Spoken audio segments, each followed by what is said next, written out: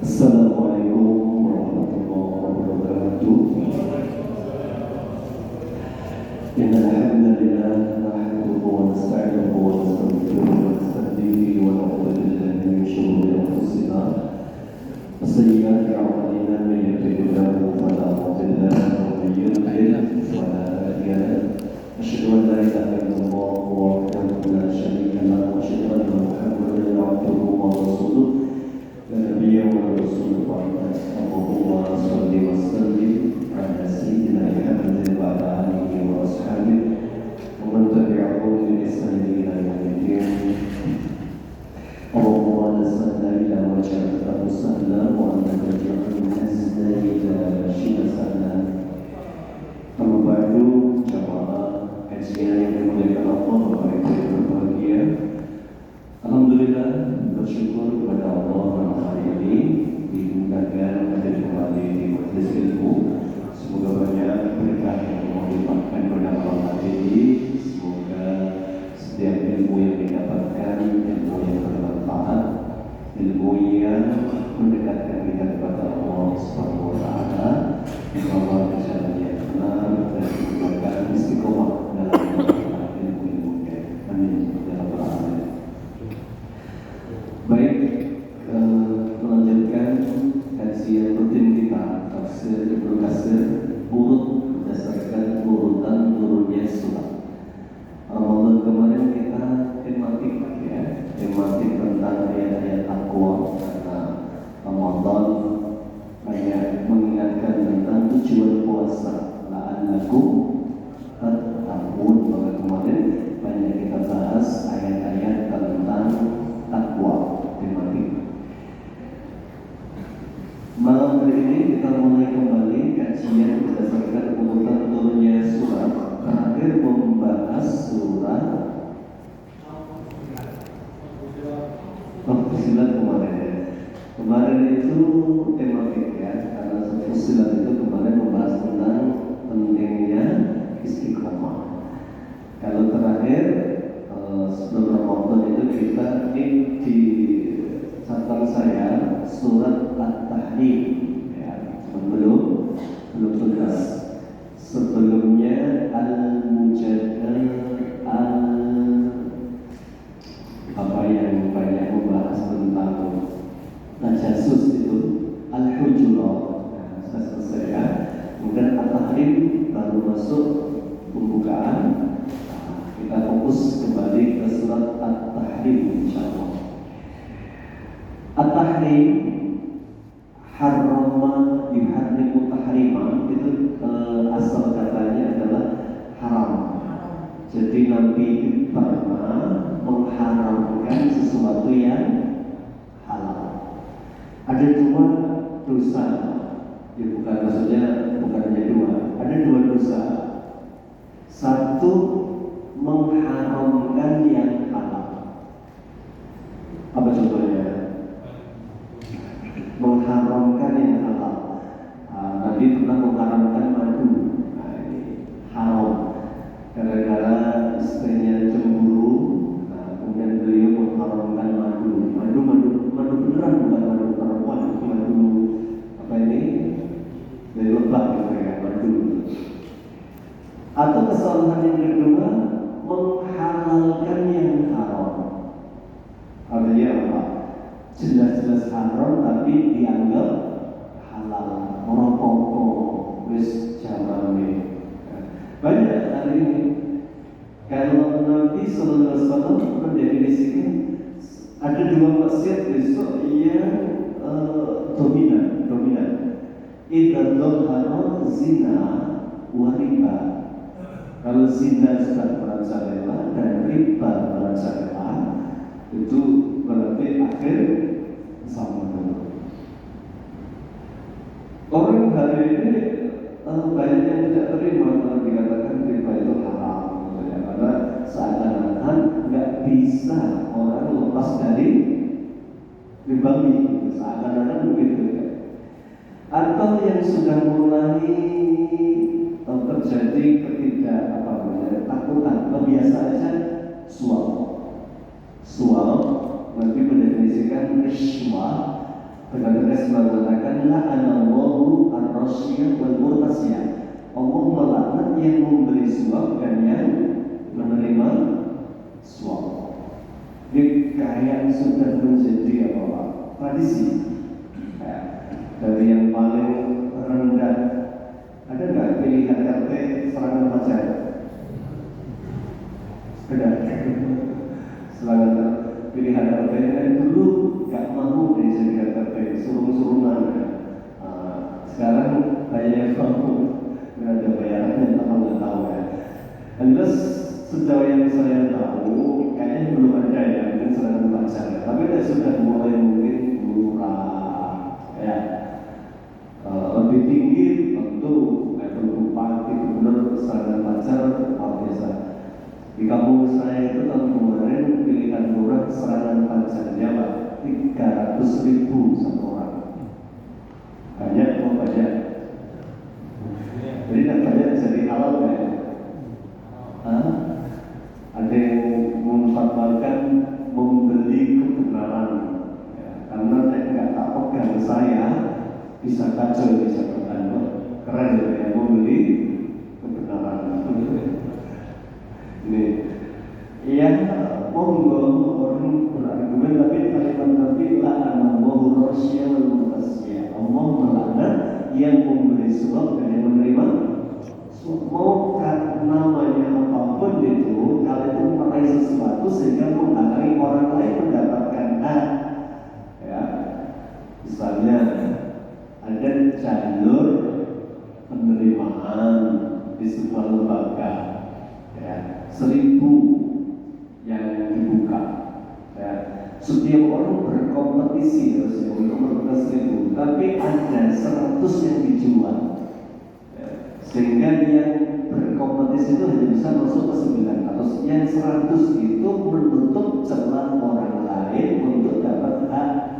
Itu yang namanya rishwah. Apa rishwah itu? Suap. Dan itu hukumnya setiap kalimat menggunakan la'ana, kata Ibnu Abbas, itu dosa besar. Jadi jika dosa besar itu dengan kalimat la'ana, atau Allah menyebut perbuatannya di Quran, itu juga termasuk dosa besar. Nah itu, jadi dua kesalahan, mengharamkan yang halal juga salah, menghalalkan yang haram juga salah. Dua-duanya. Kali ini at-tahrim, mengharamkan yang halal. Baik, at-tahrim wahiyya madaniyah, ini turun di kota Madinah. Ini surat yang paling lengkap membahas tipe keluarga. Ada tipe-tipe keluarga. Ada tipe yang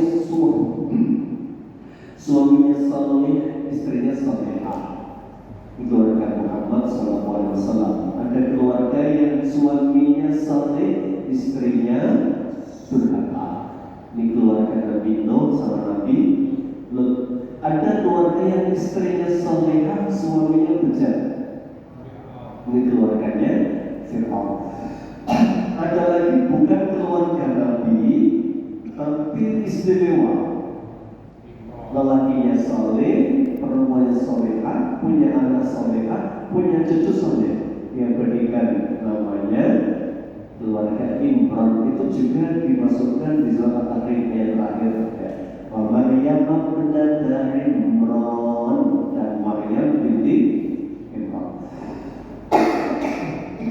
Baik, kita akan kupas mengenai keluarga ini, dan keluarganya terus bergulir. Sampai kapanpun ada model-model tipe keluarga seperti ini. Ya, jadi ada yang suaminya soleh, istrinya durhaka. Ada yang istrinya soleh, suaminya durhaka. Ada yang orang masya Allah bukan tokoh masyarakat, orang biasa saja menganggapnya, tapi istimewa. Ya. Baik, dimulai dari awal ayat Allah menegur Rasulullah. Nah ini sampai kata para ahli tafsir, kalau ada surat yang harusnya dibuang oleh Rasulullah, salah satunya surat At-Tahrim. Kenapa? Karena ini aib. Maaf ya, kayak Nabi kalah sama istrinya. Apa sekarang ikatan suami atau istri. Seakan-akan ayat begitu. Ya. Sebenarnya begini, ini ada dua versi Pak yang harus dipahami ya. Ada yang pertama, ya ayyuhan nabiyyu, hai Nabi Muhammad, lima tuharrimu ma ahallallahu lak. Kenapa kamu mengharamkan yang halal? Air putih ini halal. Kita jadi dosa kalau menganggap ini halal. Ya. Tabtaghi mardhata azwajik, apakah kamu hanya ingin menyenangkan hati istrimu? Nah, gitu kan. Kamu kok berani mengharamkan yang halal gara-gara berharap ridho istrimu? Wallahu ghafurur rahim, dan Allah Maha Pengampun lagi Maha Penyayang. Ini kisahnya Pak. Versi pertama, Nabi mendapatkan hadiah dari Raja Mongkokis tahun ke-7 Hijriah. Jadi Nabi tahun ke-7 itu setelah terjadi Hudaybiyah, beliau bebas karena ada gencatan senjata. Terus beliau mengirim surat kemana-mana. Heraklius dikirimi surat yang masuk Islam. Kisra bin Hurmuz, ini lagi lalu perangnya surat apa? Hurmuz. Itu nama Kisra bin Hurmuz. Siapa itu? Orang Persia, penguasa Persia. Jadi Iran itu perangnya itu dari Persia. Iran itu ya. Kisra bin Hurmuz dikirimi surat, dia orang mulia ya. Dia menyobek suratnya Nabi langsung mendoakan mazakallahu, Allah akan mencabik-cabik kerajaannya. Kisra bin Hurmuz. Heraklius tidak masuk Islam, tapi enggak mencobek surat Nabi. Yang ketiga yang dikirim surat namanya Mongkokis. Ini raja Mesir, dikirim surat. Min Muhammad Rasulullah, ya. Dari Muhammad Rasulullah, ya. Kemudian kepada Mongkokis, ya. Mongkokis itu raja di Mesir. Setahu saya agamanya dia Nasrani, ya. Dikirimi surat, tidak masuk Islam, tapi ini baik, ya. Dia paling ngirim hadiah sebagai persahabatan. Dikirimkan 3 hadiah, 1 bigol, keledai, yang kedua jubah hijau yang sering dipakai Nabi buat sholat, khutbah, itu pakai jas atau jubah warna hijau. Yang ketiga dikirimi perempuan muda, Maria Al-Qibtiyah. Itu nanti jadi pemicu ini surat ini, salah satunya itu ya. Pulanglah utusan Nabi, ya, pulang sambil bawa 3 itu bigol, budak perempuan sama baju warna putih. Semua diterima Nabi dengan senang hati, karena Nabi itu suka berbagi hadiah, suka menerima hadiah. Jubahnya jadi pakai. Itu jadi bab fikih nanti boleh menerima hadiah dari orang kafir. Jadi kalau ada orang kafir menghadiahi antum dengan semua sarung, boleh nggak dipakai sarung? Boleh. Ini boleh. Karena ini bab muamalah, boleh dipakai lagi. Tapi yang pada ngerti kalau orang kafir itu nggak terikat dengan hal haram, dia tahu, ya, tahu transaksi mereka ribawi, mereka tidak mengenal konsep hal haram, tahu. Tapi karena menjadi hadiah sudah berubah hukum, boleh diterima. Ya, hadiah. Bahkan nanti bab riba itu ulama beda-beda. Boleh enggak kita menerima hadiah dari pelaku riba? Boleh itu kalau mengacu pada hukum hadiah. Jadi riba itu haram bagi siapa? Bagi pencarinya, yang kedua yang dinafkahinya, anak dan istrinya. Dihadiahkan kepada orang lain sudah berubah hukum, ya, berubah hukum. Ya. Nabi pernah minjem gandum. Nah, sekarang beras sama Yahudi. Yahudi itu paling culas. Dia bisnisnya pakai riba, bahkan ad'afan mudha'afah. Itu kayak perumpamaan bahasa Jawa sak do, balik sak jagat listrik. Saking apanya? Berlipat-lipat itu kelakuannya Yahudi. Jelas mereka kalau beli gandum, beli bahan pokok pakai duit riba, tapi nanti pinjam dari Yahudi buat makan. Jadi kalau sudah berubah hukum, sudah menjadi pinjaman atau hadiah, sumbernya tidak ikut kepada hukum asalnya. Jadi hukumnya berhenti haram ketika dihadiahkan atau dipinjamkan menjadi boleh. Kecuali kepada anak dan istri bawahnya. Ini di antara yang membolehkan, yang ketat kayak Imam Ahmad bin Hanbal, hati-hati beliau tidak ingin paling tidak beliau berpikir syubhat pendapatan. Baik, kembali ke tema. Jadi Maria akhirnya dalam ini ada dua pendapat juga. Apakah Maria akhirnya dinikahi Nabi? Pendapat pertama, ya, karena Nabi itu punya 13 istri, yang dua meninggal lebih dulu dibandingkan beliau. Yang pertama Khadijah, itu meninggal ketika Nabi masih di Mekah belum hijrah. Yang kedua siapa? Siapa istri Nabi yang mendahului Nabi? Maka nanti yang dihitung seringnya berapa Nabi 11 itu maksudnya yang ditinggal Nabi. Artinya yang Nabi meninggal, beliau meninggalkan 11 istri. Nah, termasuk Maria Al-Qibtiyah itu di sebuah riwayat dinikahi oleh Rasulullah. Ada yang sebenarnya menjadi pemualat atau pemualat itu berarti budaknya, dan dalam Islam budak itu boleh diperlakukan seperti istri. Maka ada surat Al-Mu'minun, ya. Wa mimma malakat aymanukum, dan termasuk yang halal kamu gauli itu adalah istri dan budak perempuan. Budak bukan pembantu ya Pak. Jadi jangan ngawur sekarang IRT dianggap budak, itu ngawur ya. Budak itu beda hukum, itu hukum sendiri. Adanya itu ketika adanya perang. Maka perang itu menghasilkan ghanimah. Ghanimah itu bentuknya bisa budak. Ini semangatnya Islam itu yang menghasilkan budak, non-fakir obat.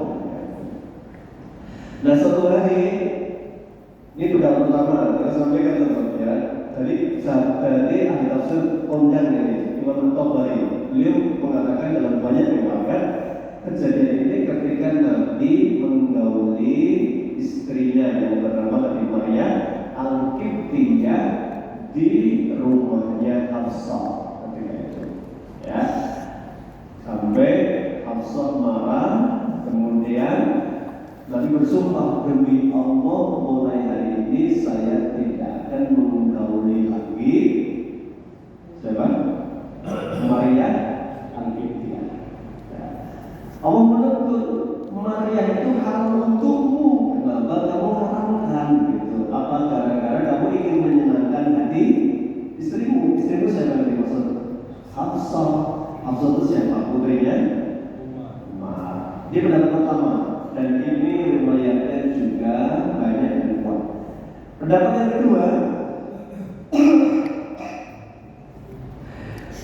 yang kedua, ini dari karena fi tahrimil asal kama qala Al-Bukhari. Menurut Imam Al-Bukhari, yang kedua ini terkait dengan pengharaman madu. Jadi nanti itu Nabi Muhammad itu kalau habis sholat ini Pak, sholat subuh kita pulang dari rumah sampai matahari terbit, sholat baru beliau masuk ke kamar istrinya. Berapa tadi istrinya? 11 ya. Ya kita kan nggak nyadar, tak mikir ya. Kita kan cuma baca sejarah istri pertama, yang kedua, ketiga, mungkin bicara, mungkin senior. Dan nanti hanya nanya saja gimana kabarnya. Kan rumah Nabi dulu itu yang sekarang makam Nabi itu. Jadi Rasulullah itu dimakamkan di kamarnya Aisyah, rumahnya Aisyah, tempat kamar Nabi itu. Makanya Aisyah itu cerita dulu sebelum Umar bin Khattab dimakamkan di kamar saya masih bisa lepas jilbab. Ya, begitu Rasulullah dimakamkan di bawah ranjang harian digeser kan, ya, beliau masih tinggal di situ, ya, melepas jilbabnya kalau di kamar. Begitu ayahnya Abu Bakar minta disanding Nabi di kuburnya kan, masih buka jilbab. Begitu Umar minta di situ, Aisyah tidak pernah lepas jilbab karena malu ada Sayyidina Umar di situ. Ya, ceritanya begitu, perempuan dari Sayyidah Aisyah saking waroknya beliau bersama menjaga. Padahal Umar sudah meninggal, ya. Beliau itu masih nyaman, ya. Itu contoh, itu menunjukkan bahwa makam Nabi itu dulu kamar beliau. Masuk kamar satu mungkin 5 menit, tapi Nabi yang paling lama itu di kamarnya Zainab binti Jahsh. Lama, karena Zainab itu pinter, ya, mengambil hati Nabi. Kenapa? Zainab punya kebiasaan menghidangkan madu. Sudah kadung digawe madu, mungkin dari roto panas dan suwi. Makanya lama di rumahnya Hafsah, gitu ya. Di rumahnya Zainab, gitu. Nah, Hafsah cemburu sama yang muda lagi, sama Sayyidah Aisyah. Ya, bikin Nabi tak tingkain mesti yang kamar Hafsah dan yang kamar siapa? Zainab mesti lama, nggak adil. Jadi ceritanya begitu. Akhirnya Hafsah sama Aisyah sekongkol. Ini mereka mengatakan. Karena Nabi Sallallahu Alaihi Wasallam yashrabu aslan inda Zainab binti Jahsh, adalah Nabi biasa meminum madu di rumah Zainab binti Jahsh. Wa yanqusu indaha, sehingga lama harus setiap di rumahnya Zainab, itu membuat Aisyah sama Hafsah cemburu. Fawaqatu anna wa Hafsah, saya dan Hafsah cemburu. Tadi yang cerita siapa ini? Aisyah, ya. Kemudian saya sepakat sama Hafsah, ayo kita sepakat, ya. Kalau Nabi masuk ke rumah saya dulu, habis dari rumahnya Zainab, kita tutup hidung. Kalau nanti juga Nabi dari rumahnya Zainab masuk ke rumah, kamu tutup hidung sambil mengatakan akal al-maghafir, ini ajidunika rihan al-maghafir. Jadi di sana itu ada minuman, Pak, maghafir itu diminum itu apa? Jadi bacin, gitu. Tahu bacin itu apa? Bau apa kita minum masih mampu. Ya orang mungkin kita mungkin makanan ya apa yang bikin bau apa singkol mungkin gitu ya. Intinya ini maghfir namanya gitu. Itu begitu masuk ke rumah Hafsah langsung untuk hidup atau maghfir ya Rasulullah, Anda minum maghfir ya, kok bau sekali. Nabi itu mudeng, ini istrinya cemburu. Nabi itu kok apa? Orang yang orang cemburu, istrinya cemburu. Selesai dengan Nabi mengatakan ini walakin lah, saya nggak minum maghfir, walakin itu untuk asmaru asalan, saya hanya minum madu di rumahnya Zainab binti Jahsh. Kamu nggak suka, kamu cemburu, kan? Baik, fana aku dan aku. Kalau begitu, demi Allah, mulai sekarang saya nggak akan minum madu lagi di rumahnya Zainab binti Jahsh. Saya akan minum lagi itu lagi. Waktu halaftu, dan kemudian bersumpah Nabi, demi Allah saya nggak akan minum madu lagi. Padahal madu. Kemudian ada kalimat begini. Haram bagi saya minum madu.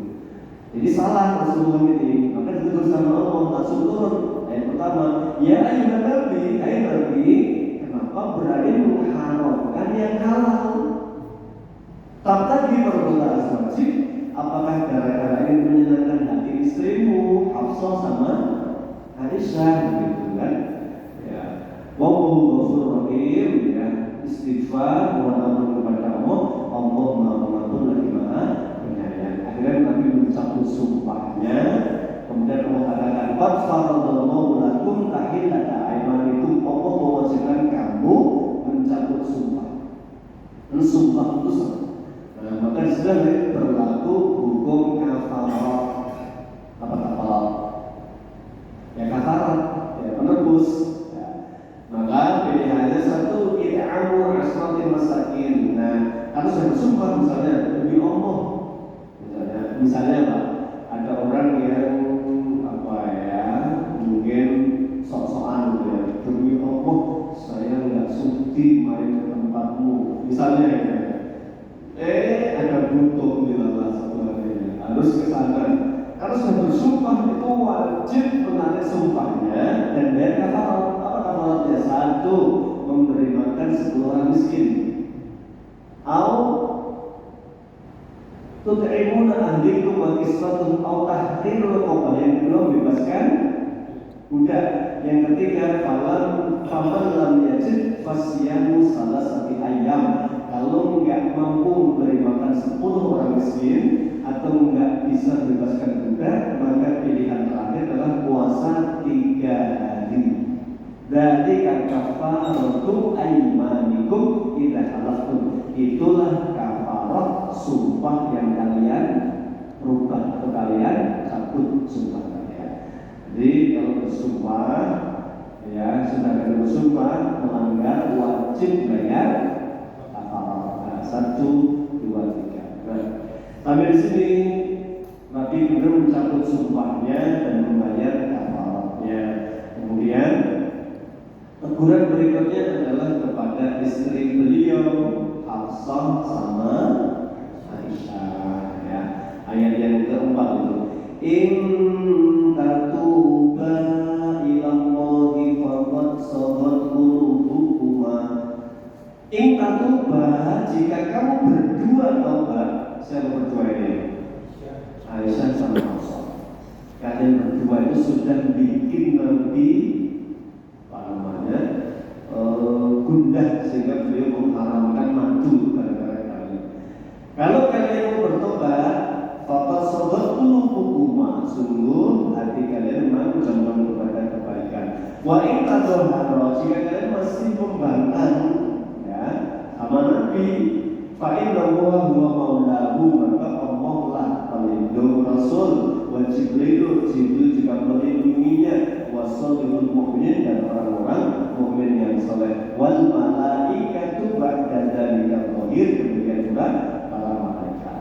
Ya, jadi berarti bosok kasarnya adalah kamu berdua kalau nggak mau tobat, ya kalau nggak mau tobat ini ya Rasulullah pun bolonnya oke. Dibela siapa?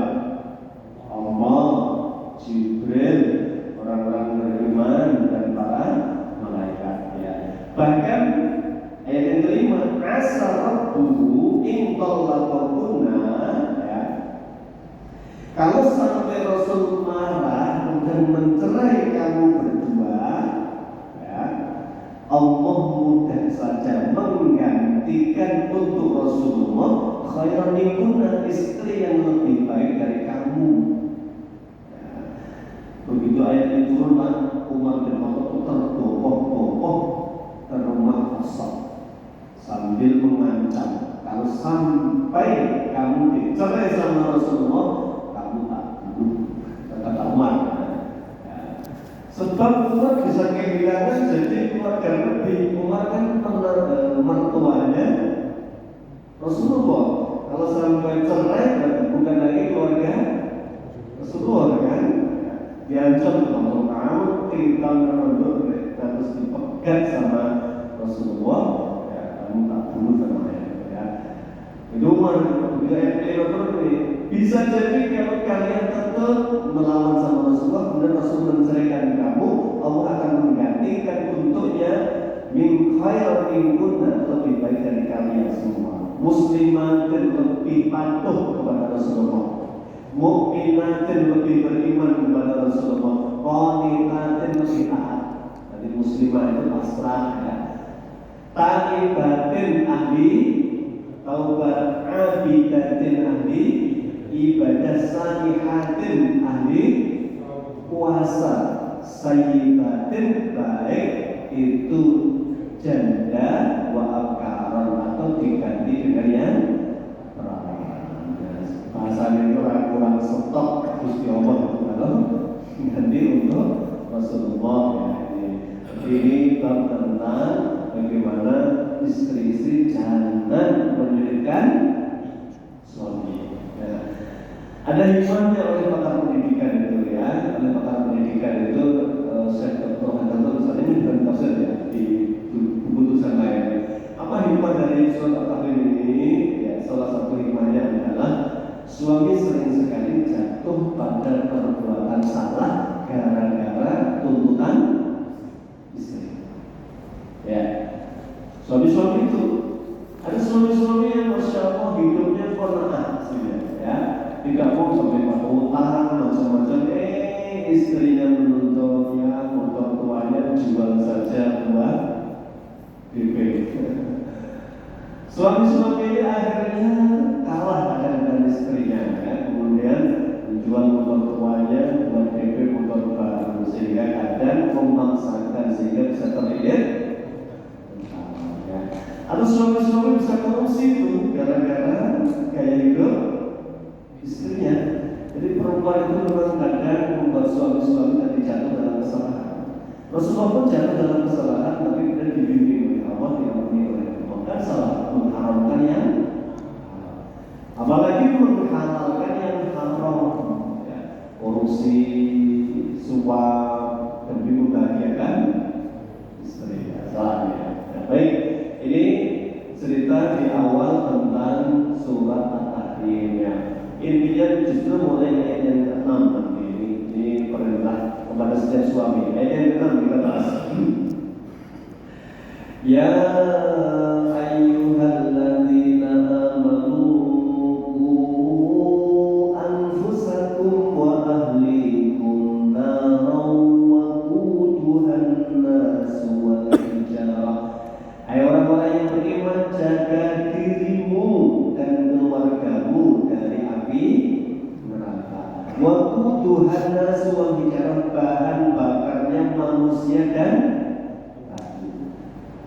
Ada banyak tafsir yang penasaran, kok bisa manusia dengan manusia bisa membakar? Dengan sentuhan dengan manusia panas nggak? Sekarang sentuhan enggak kan? Bagaimana mungkin besok orang dibakar dan yang membakar apa? Manusia. Jadi api neraka itu bahan bakarnya manusia dan batu. Jadi saking tidak logisnya yang terjadi di akhirat itu begitu kata Rasulullah, mana ainun ra'at wala udhun sami'at wala khatar al-qabil bashar. Pokoknya di surga, di neraka itu semuanya nggak mungkin bisa dinyala. Nggak pernah ada adab sengeri itu terlihat di dunia. Nggak pernah terdengar ada adab semengerikan itu di dunia. Dan nggak terbetik manusia kok ada adab sedasar itu. Kata Rasulullah, api dunia itu 1/80-nya api di neraka manusia.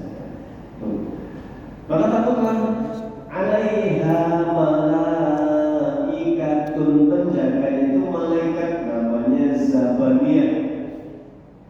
Ghiladun, apa ghiladun? Apa ya ghilad? Keras. Syida itu dia keras ya, kejam, keras ya. La ya'sunallaha, tidak pernah membantah perintah Allah. Ya, ma'amaruhum wa yaf'aluna ma yu'marun, dan setiap perintah dijalankan dengan sempurna. Dia nggak punya belas kasih. Hajar ya bos, hajarnya utuh lagi, hajar lagi, utuh lagi terus begitu. Jadi ada neraka itu nanti disebutkan nanti di banyak hal, di banyak tempat ya. Ada orang yang mati karena bunuh diri, itu juga ngeri sekali adabnya. Maka besok dihukum oleh Allah dengan apa dia mati. Ya, kalau matinya dengan mungkin pistol dan tembak terus dan benar-benar di neraka Allah. Ya, itu tentang neraka.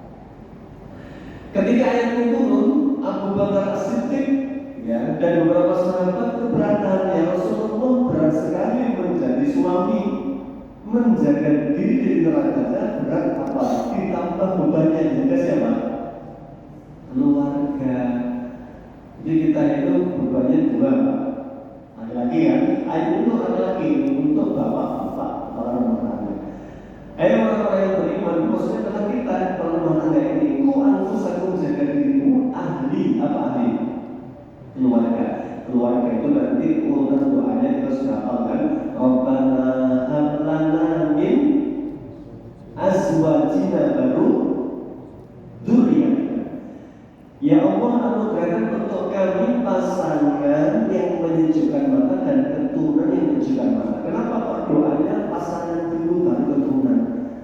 Inilah sebuah urutan dalam Al-Quran. Allah tidak memberitahukan tidak akan lahir anak saleh dan soleha dari pasangan yang tidak soleh dan soleha. Atau berat pasangan yang tidak soleha melahirkan anak yang soleh dan soleha. Maka tugas pertama itu adalah mensolehkan siapa?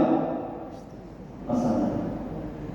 Nah, yang doa pertama Rabbana hab lana min azwajina wa dzurriyyatina itu Nabi Ibrahim. Kita katanya Nabi Ibrahim itu nanti pas sholat Idul Adha. Ayo tebak-tebakan Pak. Kira-kira temanya apa? Tapi sholat Idul Adha.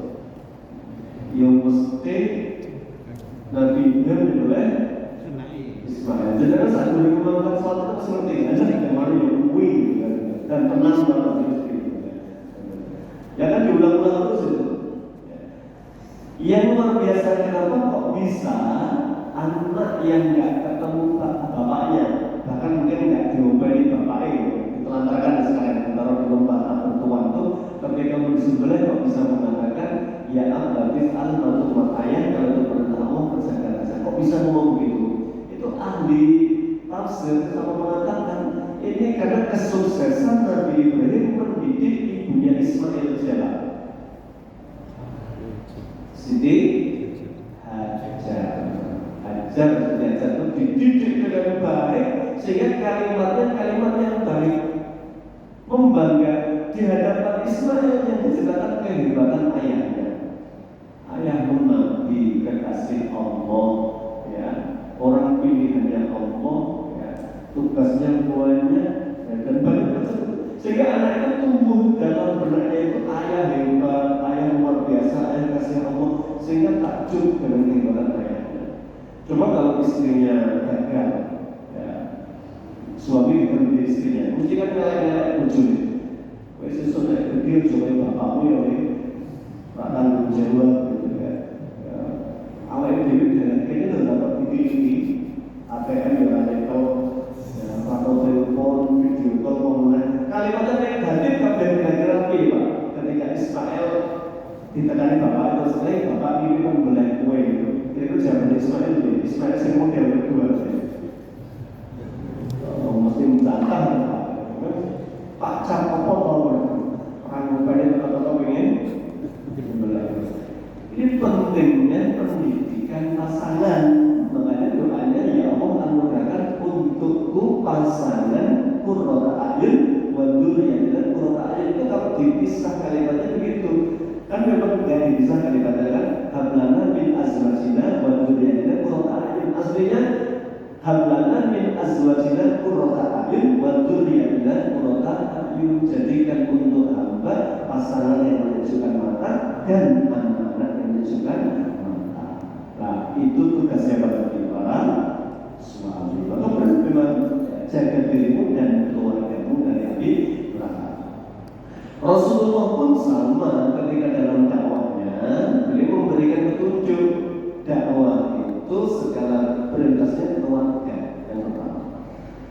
Keluarganya selesai nanti kerabat, maka nanti ada perintah wa anzir ashiratal aqrabin. Dan berikan peringatan kepada kerabat-kerabatmu. Maka Rasulullah mengumpulkan pakde-pakdenya. Wah, budaknya Nabi keliling itu Abu Lahab diundang, ya, Abu Thalib diundang, ya, termasuk kepala-kepala suku yang masih kafir diundang kumpul. Cara kita yang halal di halal.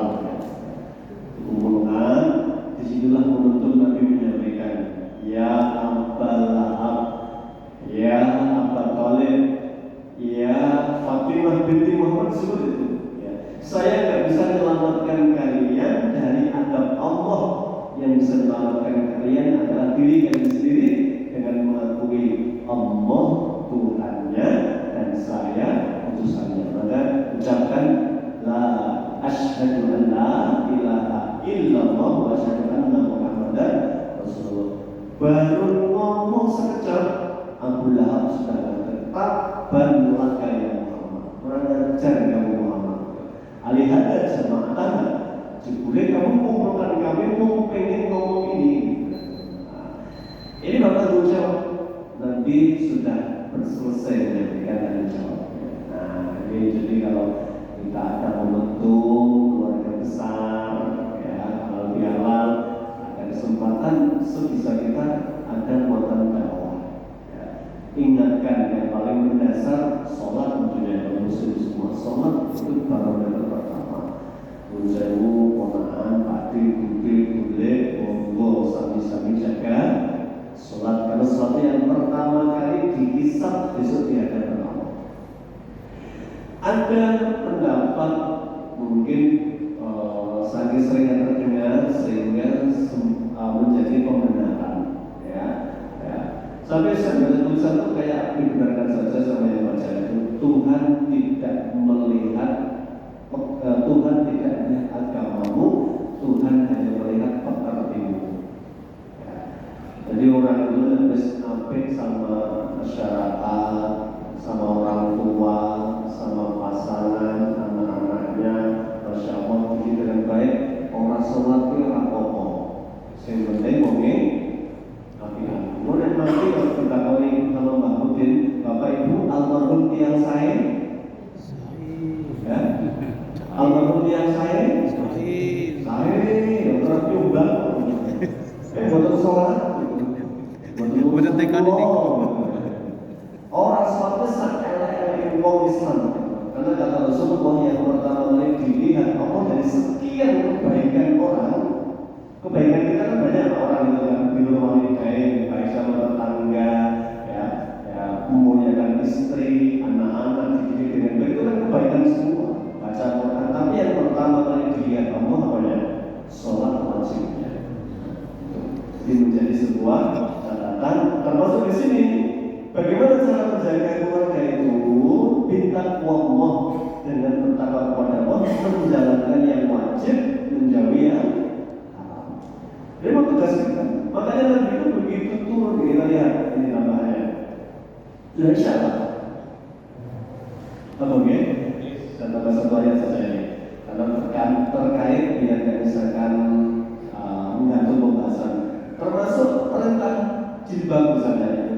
Tegas Allah ketika menyampaikan Rasulullah, ya ayuhan Nabi, ya, hai Nabi, ya, kulli azwajika, sampaikan kepada istri-istrimu, wa banatika, dan anak perempuanmu, wa nisa'il mu'minin, dan istrinya orang-orang beriman. Apa yang disampaikan? Yudrina alaihinna min jalabibihinna, agar mereka menggunakan jilbab. Langsung Nabi sampaikan kepada istrinya, Allah telah memberikan syariat sama jilbab, tutuplah aurat kalian dengan baik. Makanya menjadi kewajiban termasuk kita, istri kita itu bagian dari tanggung jawab kita. Banyak orang baik kita akui, ya, baik. Sobat berbagian ini kan usul konten kreator, ada bantu orang, ya, kasih duit 1 juta, ya. Kemudian ada yang menyekolahkan, ngasih dagangan misalnya, ya, kebetulan nopo niki, ya. Terus nopo misalnya timun, ya, pinten, 1 bungkus tak borong 1 ribu, kayak itu 1 juta. Orangnya baik-baik, tapi dia tidak berjilbab karena agamanya Islam. Ya. Kebaikan itu keutamaan, tapi jilbab itu kewajiban. Lebih dahulu mana? Allah hanya akan menghisab yang wajib sebenarnya itu. Tapi keutamaan itu menjadi nilai tambahan.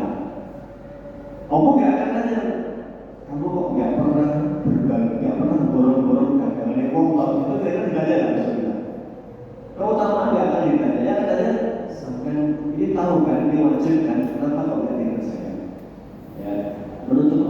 wajib dalam Islam, kenapa kok tidak ditutup? Itu yang bisa. Adapun sudah tutup aurat kemudian berbakti baik suka borong dagangan itu pilihnya plusnya gitu. Oh ya ya, mau nggak wajib kok kamu kerjakan kan borong dagangan orang itu nggak wajib. Jadi meluruskan saja, jangan sampai ada salah skala prioritas. Ya, orang berpikir hablum minannas yang diperbanyak padahal hablum minallah itu menjadi hal yang pertama. Kalimat Allah wa'budullaha wa la tusyriku bihi syai'an wa bil walidaini ihsana wa bil qurba wal yatama wal masakin. Jelas sekali, sembahlah Allah, taati, kemudian berbaktilah kepada orang tua, kerabat, tetangga, fakir, miskin. Itu hablum minannas. Tapi hablum minallah ditempatkan di pertama. Hablum minallah itu ya, jaga perintahnya, jauhi larangannya, terutama yang wajib-wajib. Barakallahu fikum. Baru ayat 6 ya. Berikutnya nanti membahas tentang bagaimana kalau pasangan kita ada berbuat salah. Allah perintahkan tubu ilallahi taubatan nasuha, memberi kesempatan, karena nggak ada suami yang sempurna. Maka istri yang mendapati suaminya salah, kasih kesempatan memperbaiki diri. Demikian pula tidak ada istri yang sempurna. Kalau istrinya maksiat, suami yang baik membimbing, memberi kesempatan untuk taubatan nasuha, ya, memberi kesempatan. Ini hal yang harus dipahami oleh masing-masing suami istri. Insyaallah kita bahas berikutnya tentang tipe-tipe keluarga ya dalam Al-Quran ini. Barakallahu fikum. Kita tutup dengan doa kafaratul majelis. Subhanaka Allahumma wa bihamdika asyhadu an la